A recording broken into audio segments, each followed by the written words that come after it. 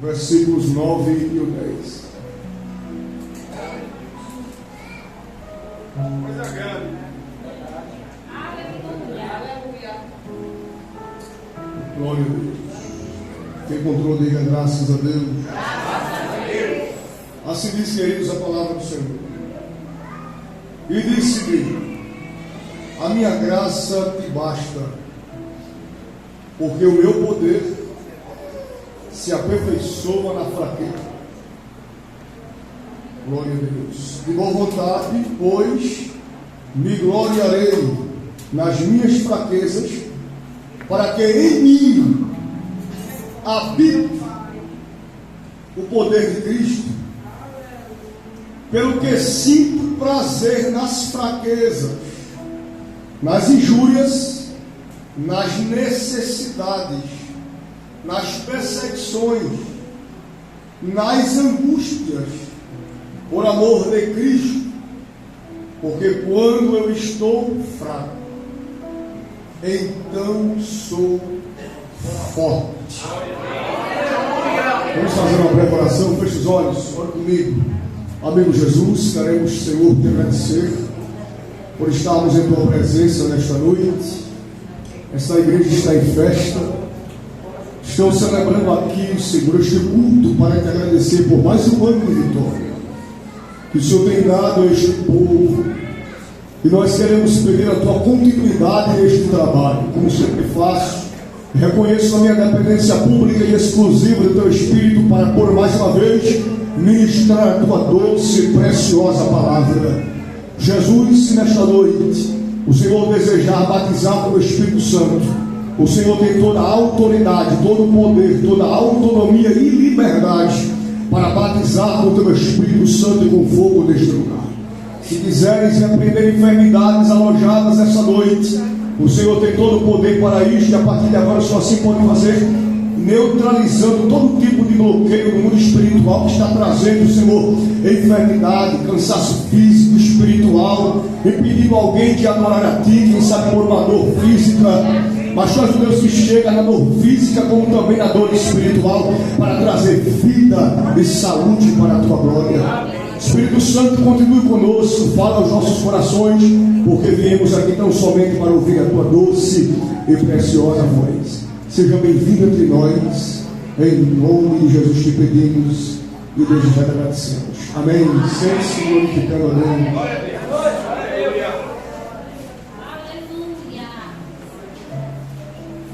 Queridos irmãos, eu quero lhes ministrar nessa noite, baseado em um tema que o Senhor me orientou, subordinado na seguinte direção: porque a graça nos basta.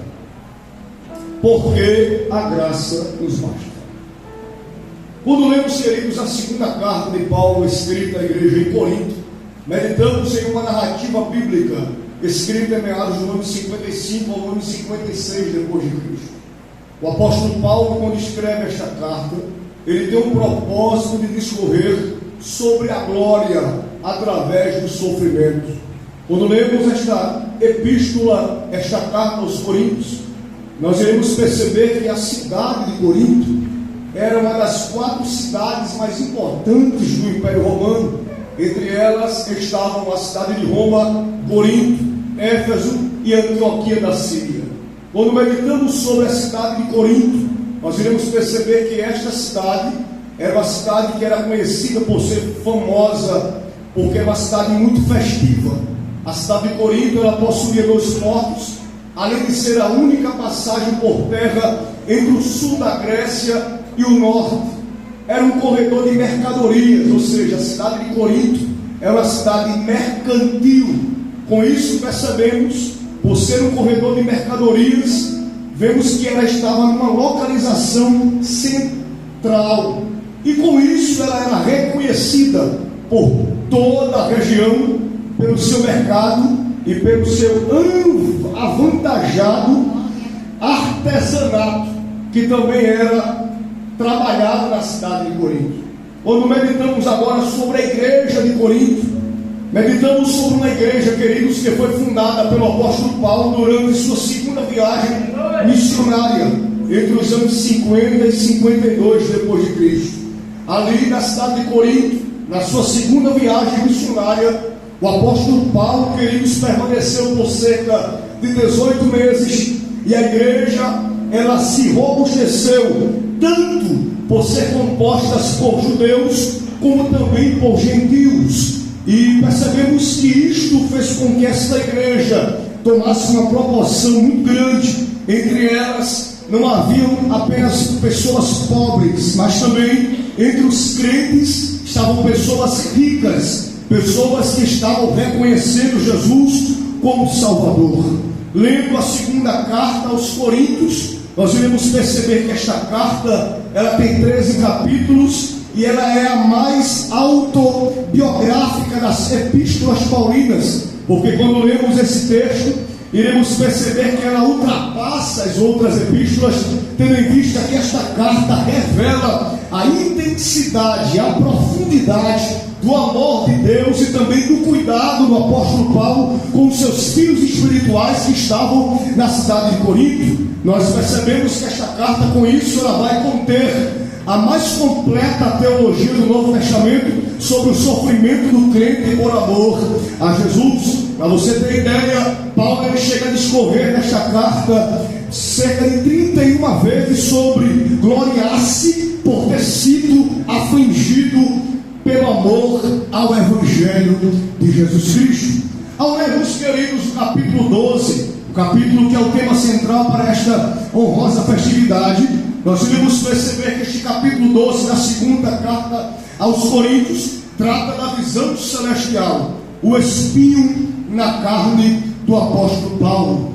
Mas eu não quero me ater sobre a questão de que tipo era o espinho ou qual era o espinho, até porque os mais especialistas em cartas paulinas não conseguem descrever até hoje que tipo de espinho Paulo teve em sua carne para flagelar, para que ele não viesse se gloriar por tamanhas revelações.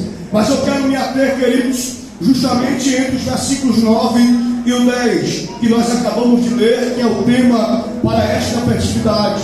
Versículo 9 do capítulo 12, assim diz a palavra de Deus. Se possível for, fique com a Bíblia aberta para discorrermos e meditarmos sobre partes do texto. A minha graça te basta, porque o meu poder se aperfeiçoa na fraqueza. De boa vontade, vírgula, pois me gloriarei nas minhas fraquezas, para que em mim habite o poder de Cristo. Porque a graça de Deus, a graça de Cristo me basta. Quando lemos, queridos, a Bíblia Sagrada, nós iremos perceber que Paulo, ele é oriundo de uma cultura religiosa. Essa cultura de Paulo, ela é envolvida no judaísmo. Quando lemos sobre a biografia paulina, percebemos que ele mesmo diz que ele era zeloso da lei. Significava dizer que Paulo, além de ser um homem religioso, ele era perseguidor justamente contra aqueles que feriam a lei. E a Bíblia diz que Paulo perseguiu os crentes. Na medida que o evangelho teve proporção, Paulo foi um daqueles que tentaram sufocar os crentes que estavam propagando as boas novas do evangelho. Dentre um crente muito famoso que foi perseguido é Estevão. A Bíblia diz que Estevão foi apedrejado e as suas vestes foram lançadas nos pés do apóstolo Paulo. Paulo era tão zeloso pela lei que, além de ele perseguir os crentes, ele dirigia-lhes a serem açoitados, e muitos foram mortos a mandado do apóstolo Paulo. Quando meditamos sobre o judaísmo, percebemos que o judaísmo era uma religiosidade que transmitia para muitos cumprimento de lei, mas eles eram hipócritas. Quando o próprio Cristo chamou os fariseus de sepulcros caiados, eles eram bonitos por fora, mas eram podres e fétidos por dentro, porque eles não cumpriam os mandamentos de Deus de forma fiel, como a palavra os autorizava a cumprir. Porque muitas das vezes fazer o que é certo não significa dizer que estou carregando a essência certa. Tem muita gente que faz o que é certo, mas a essência está pervertida. Assim eram os fariseus, eram religiosos, prestavam culto, chegavam nos 7, chegavam na hora da oração, na hora da intercessão, conjecturando para os dias atuais, eram aqueles crentes que valorizavam o respeito à liturgia do culto, mas quando saíam dentro das quatro paredes, eles viviam na prostituição, na imoralidade, na corrupção, no desvio de verba e entre outras coisas que eles estavam envolvidos dentro da Judéia, dentro de Jerusalém. Então o judaísmo remetia à hipocrisia de atitudes e ao descumprimento da verdadeira misericórdia. Falar da religiosidade é falar sobre um sistema pervertido, e Cristo entra dentro de um sistema pervertido para estabelecer a graça. Quando Ele vem para estabelecer a graça, nós iremos perceber que para que a graça de Cristo fosse estabelecida, o véu do templo precisava ser rasgado. Diga comigo, o véu do templo precisava ser rasgado.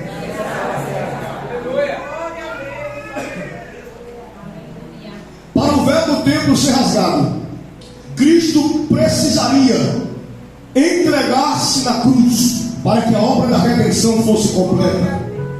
Com isso, Jesus inicia o seu ministério, exerce o ministério e por fim se entrega na cruz do Calvário. E quem está lembrado no brado de Cristo na cruz, quando ele diz tetelestai, tetelestai significa que está consumado, a dívida foi paga. Quando Jesus Cristo na cruz do Calvário, ele brada para o Pai e para todos que estavam a ouvi-lo de maneira veemente, ele diz tetelestai. Em outras palavras, ele está dizendo: a obra que me deste para fazer, a dívida que me deste para pagar, estou pagando ela agora na cruz. O próprio Paulo escreve que a dívida que era contra nós foi gravada lá na cruz por intermédio de Cristo. Cristo foi o pagador da nossa própria dívida. Por isso, para que a graça se revelasse, Cristo deveria ser vituperado. Para a graça de Deus ser revelada, Cristo deveria ser entregue na cruz do Calvário. E a Bíblia diz que um dos acontecimentos espirituais que aconteceram em Jerusalém após a morte de Cristo foi que o véu do templo se rasgou de alto a baixo. Quando meditamos sobre o rasgado véu de alto a baixo, meditamos sobre um dos acontecimentos mais fortes para a igreja, que justamente se revela aqui a manifestação da presença de Deus, não restrita apenas para o sumo sacerdote, mas para todos aqueles que invocarem o nome do Senhor. Quando meditamos na antiga lei, meditamos no contexto de que o sumo sacerdote, uma vez por ano, ele tinha a responsabilidade de oferecer sacrifício de expiação pelo povo. Ou seja, no Santo dos Santos era um lugar que era restrito à manifestação da presença de Deus. Com a morte de Cristo na cruz do Calvário, com a entrega de Cristo no madeiro, a presença não ficou restrita ao Santo dos Santos, mas a presença, depois que o véu se rasga, se manifesta a todos os homens. Por isso que o próprio Cristo disse que ele veio para os seus não receberam, e os gentios, que somos nós, fomos alcançados pelo ministério da graça. Ou seja, os judeus tinham a presença restrita e desprezavam os gentios, mas a partir de Cristo ele está dizendo: tanto os judeus como os gentios, a partir do véu rasgado, vão sentir a minha glória onde quer que eles estejam. Por isso que se eu fosse você nessa festividade, eu começava a adorar a Deus, porque você não sente a presença apenas quando você entra aqui na igreja. Você não sente a presença apenas quando você está tocando no departamento do louvor, quando você está ministrando a palavra para alguém. Você sente a presença trabalhando, dirigindo, fazendo atividades domésticas. Tudo isso é proveniente da graça revelada lá na cruz. E se fosse você, aproveitava que ele abriu esta porta e adorava ele na beleza da sua santidade neste lugar.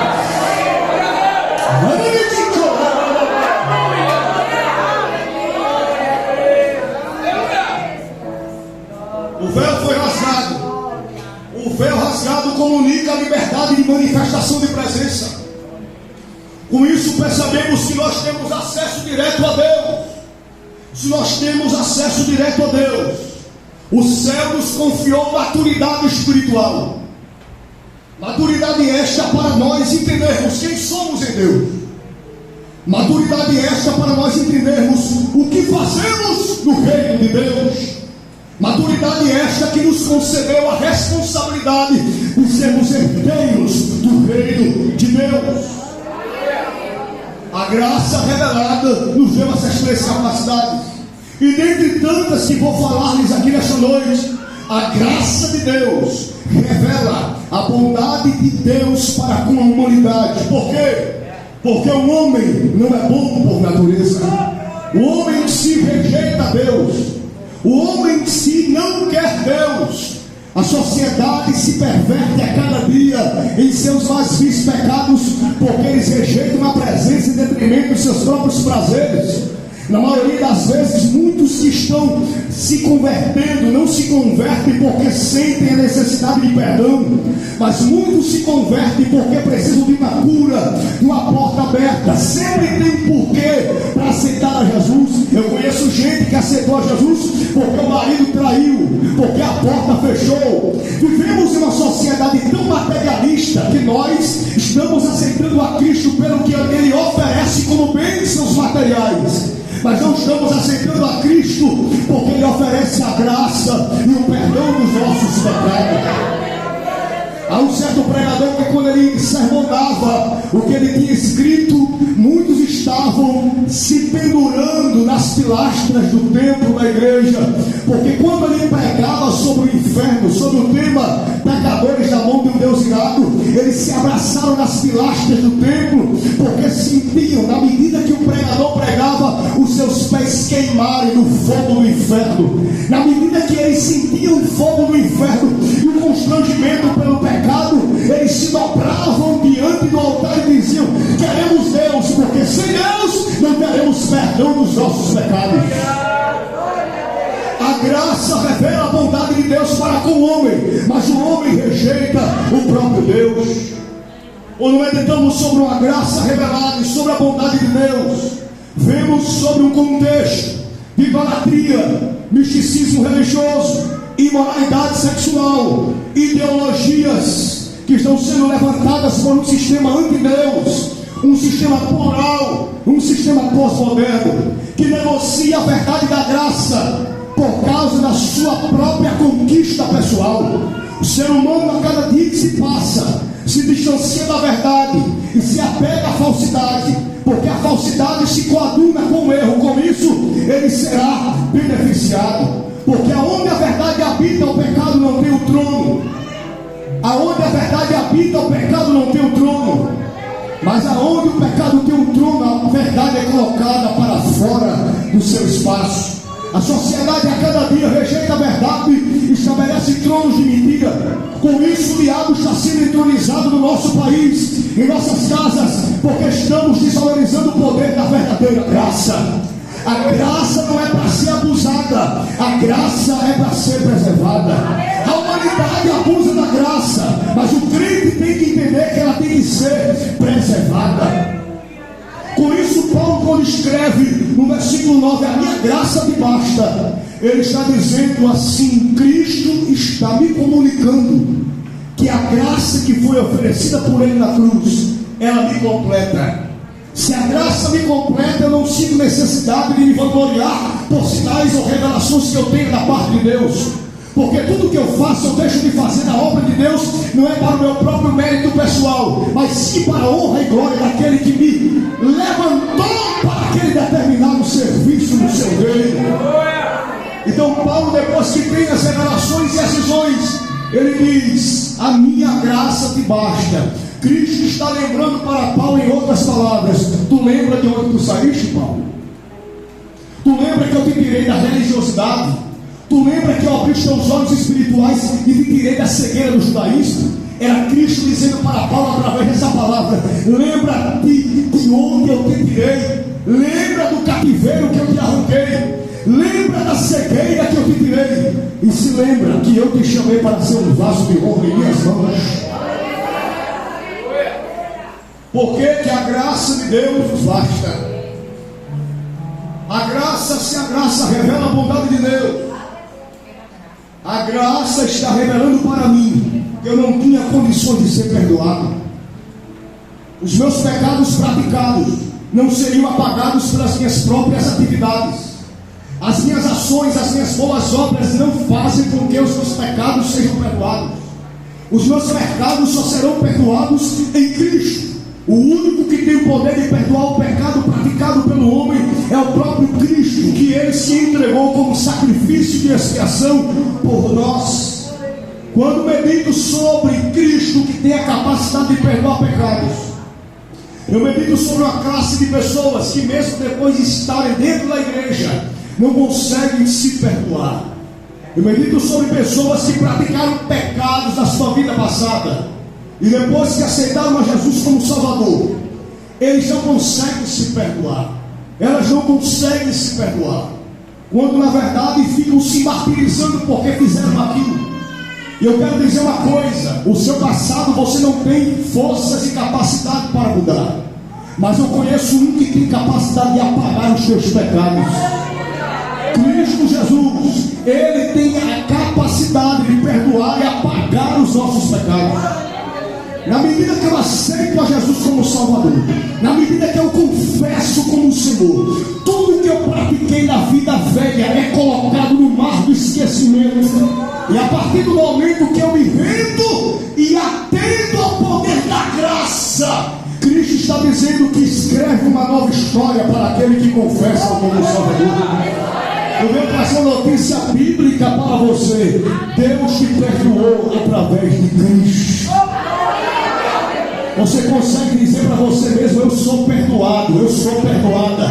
A graça revela o perdão de Deus para a minha vida. Então, se o inimigo tenta semear na tua mente cenas passadas para frustrar o teu presente, eu repreendo nesta noite em nome de Jesus toda a artimanha do inferno contra a tua mente, de coisas que fizeste atrás. O inimigo traz a toda para dizer que tu não tens capacidade de servi-lo, de ministrar louvor, de ministrar uma palavra. Eu repreendo ações do diabo contra a tua mente nesta noite, porque o se agrada aqui no Ministério Vida. Eu perdoei você, eu escrevi uma nova história, história de vitória, história de novidade, história de mudança de vida, porque a graça nos basta. Cante-se alegre nesta noite, jubilo de meus glórias que você trouxe para papai este culto aqui. Quem não tem maior glória que você trouxe para Deus, dizendo: eu vou para o culto para adorar, eu vou para o culto para me dobrar. Aproveita e agora enche esta casa de glória.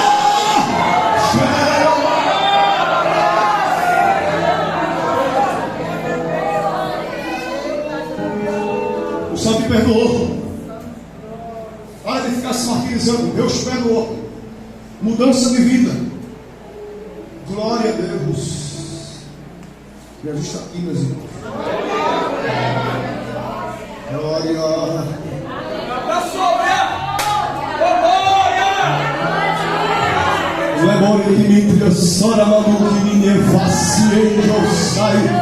O Senhor está curando algumas feridas abertas de crente aqui nesta noite. Deus está dizendo para ti: eu tenho algo mais profundo contigo, mas eu preciso que tu se desapegue desse teu passado que não te gera produção no presente.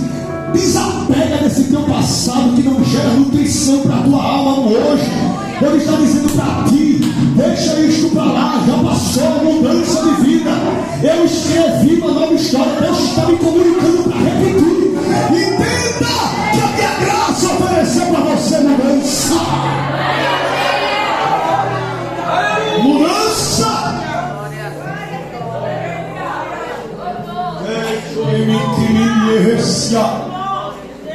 Porque a graça oferece mudança.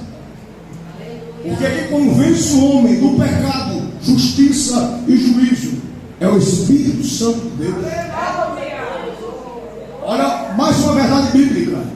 Cristo, quando estava exercendo o seu ministério, ele disse para os discípulos: é preciso que eu suba ao Pai, porque para isso mandarei outro Consolador. Aquela expressão outro aí, outro no grego significa alos, que traz a aplicação para o português de da mesma espécie. É Jesus dizendo: eu vou subir, mas o Espírito vem com a mesma essência para consolar e habitar entre vocês. Ou seja, a graça revela a bondade de Deus, porque mesmo Cristo se rendendo ao Pai e nos dando esses benefícios, Ele entregou para nós o Consolador. Com isso, o Consolador opera na gente a obra da regeneração. Ele nos convence, diga comigo, o Espírito Santo nos convence.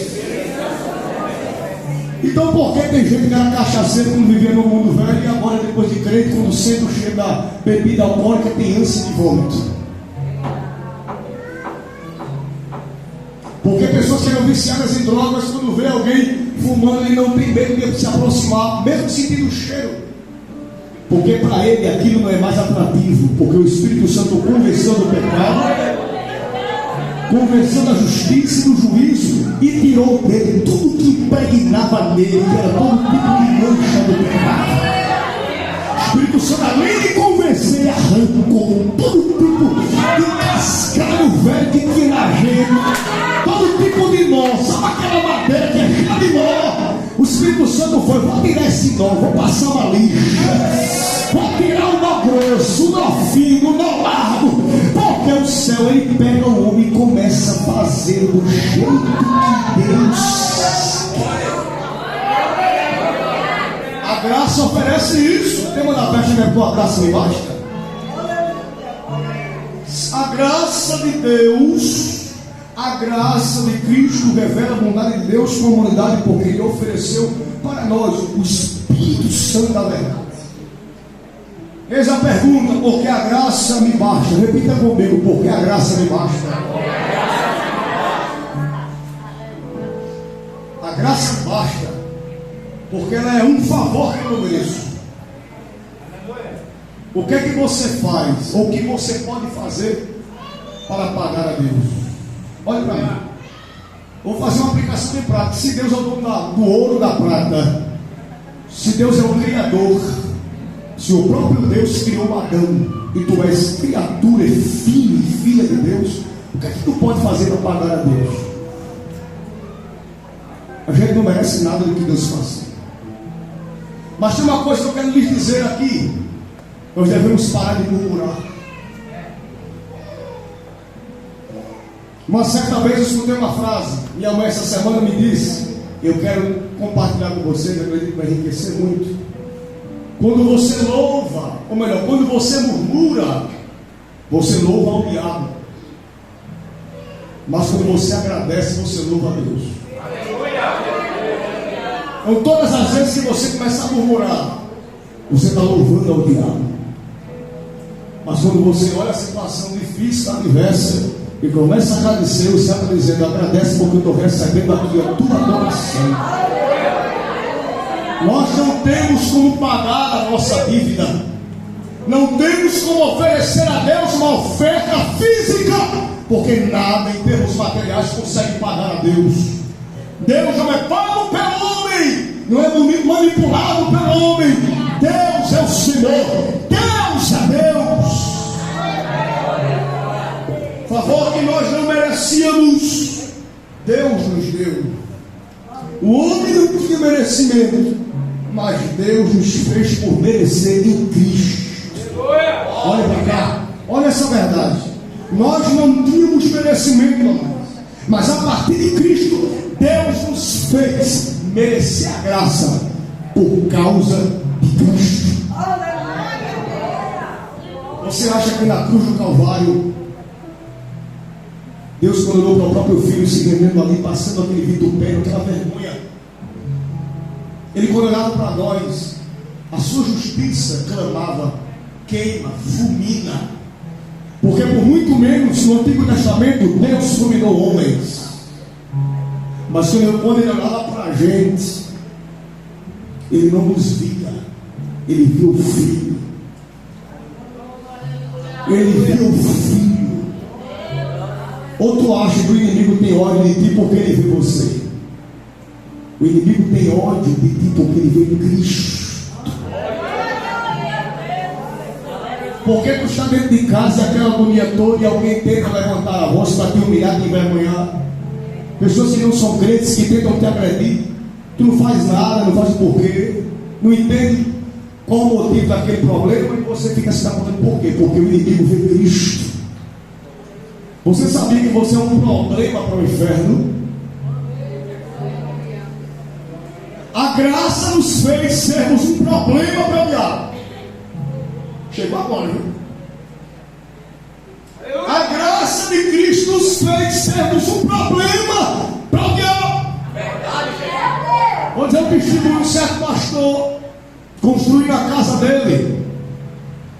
Construiu na época, não sabia quem era a vizinha da frente. E quando foi morar na casa na primeira noite, ele não conseguiu dormir porque a vizinha gostava de trabalhos de feitiçaria. E ele disse: Deus, eu trabalhei tanto com a minha esposa, construí essa casa aqui, e agora para mim dormir, na hora da noite, do sono, essa mulher começa a fazer os trabalhos de feitiçaria na frente da minha casa. Sabe o que aconteceu? Ele disse que a partir daquele momento começou a orar. Quando ele começou a orar, ele disse que lia a Bíblia, orava, e passou uma semana. Ele achou estranho porque o movimento da rua mudou, o barulho da casa sumiu, e ele chegou na frente da casa e tinha uma placa: aluga-se. Diga que eu tenho a graça que faz ser um problema para o diabo. Aí quando ele passou na casa, ele quer queira, quer não, ele passou, ficou curioso. O que aconteceu com uma mulher que estava aí dentro? Aí o rapaz que estava fazendo o tratamento da casa, limpando a casa, disse assim: "O senhor não soube não, pastor?" "O que foi?" "Não, ela enlouqueceu e teve que se mudar." Você sabia que o diabo não permanece no território porque você está lá como representante da graça? Fala para o teu irmão, é a primeira vez que eu peço. Diz assim para ela, diz assim para ele: se levanta nesta noite, erga a tua cabeça, porque o diabo tem você como um problema. Aonde você coloca a planta do pé, o território passa a ser comandado pelo céu.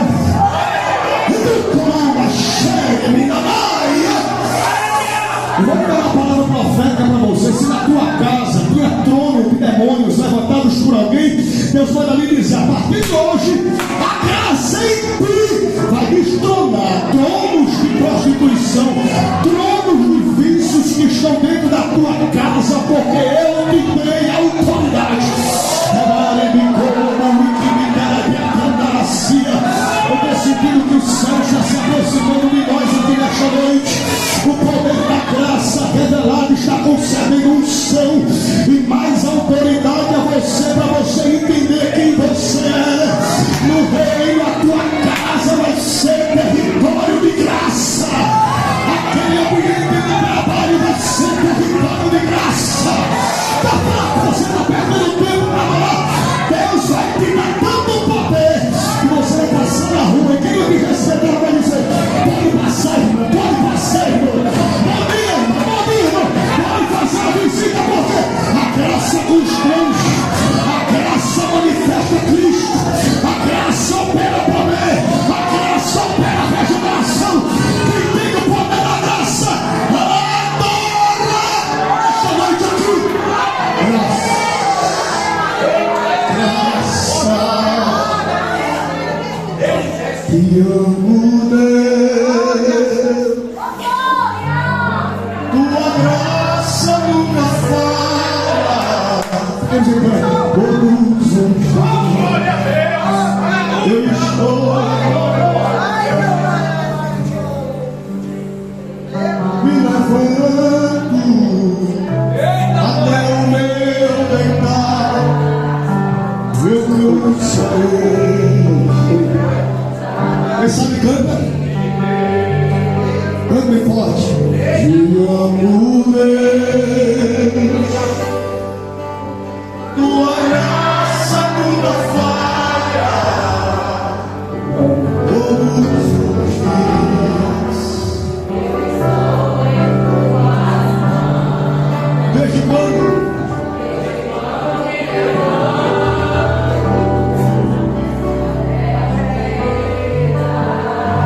cantarei.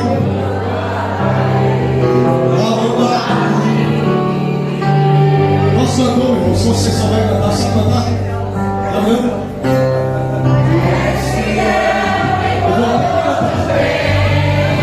Me ajuda aí, quem canta é tu, eu prego. Quando bem tu és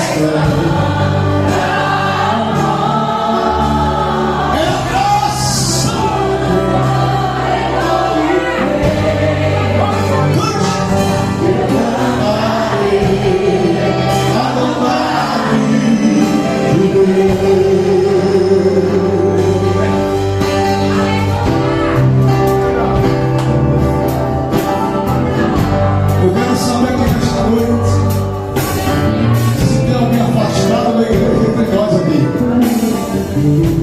tem alguém aqui entre nós que está afastado dos caminhos do Senhor, que não é crente, que está visitando essa festividade aqui. Se tiver alguém aqui entre nós, ou aí fora da igreja, aí fora, meu irmão, meu evangelista, meu ajudoso, se tiver alguém aí fora que está afastado dos caminhos do Senhor, também tem alguém aqui dentro que está afastado dos caminhos do Senhor, levante uma de suas mãos assim. Se tiver alguém afastado, não crente, levante uma de suas mãos assim, ó. Tem alguém entre nós, do lado direito aqui, tem alguém, se tiver, levante uma de suas mãos como um sinal de sinalização aqui. Lado esquerdo tem alguém, todos são crentes? Glória a Deus. Glória a Deus. Eu quero fazer uma oração por você. Você que quem sabe está sendo afligido pelo inimigo, está se sentindo diminuído espiritualmente, é como se algo na sua vida estivesse bloqueando, travando o seu progresso espiritual. Você tem promessas de Deus, quem sabe, para pregar, para fazer a obra no Senhor, sendo que tem algo travando, bloqueando. Às vezes é por timidez, por incapacidade de se ver na tua mente. Quem sabe o inimigo semeia coisas do teu passado que já preguei aqui, e você se sente amordaçado, manietado, e você sente impedimentos, sente aquele peso, mas o céu continua dizendo para ti várias vezes, por intermédio de palavras proféticas, por intermédio dos seus instrumentos, dizendo que tem algo contigo. Mas você veio aqui nesta noite convicto que precisa receber renovo de Deus. Você veio convicto que precisa receber renovo de Deus. Porque a graça de Cristo nos basta. Porque o seu poder se aperfeiçoa nas nossas fraquezas. Você quer receber uma oração de renovo, de poder de Deus, venha aqui na frente e nós iremos orar por você. Venha.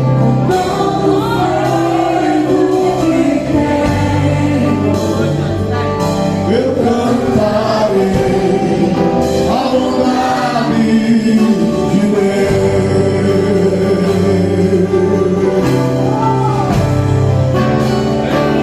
Aleluia! Venha chorando mesmo, porque aqui é a casa do teu Pai. Venha apresentando a Deus as queixas, as suas causas.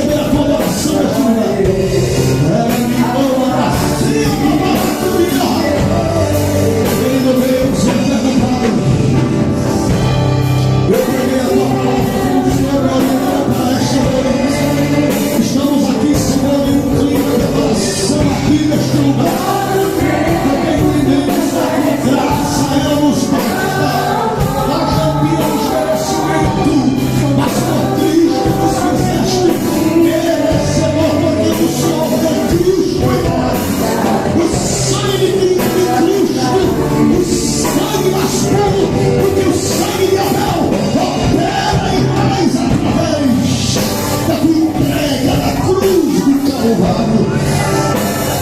Agora, Deus, eu quero te pedir pela vida das tuas filhas, pela vida dos teus filhos que estão diante do teu altar nesta noite.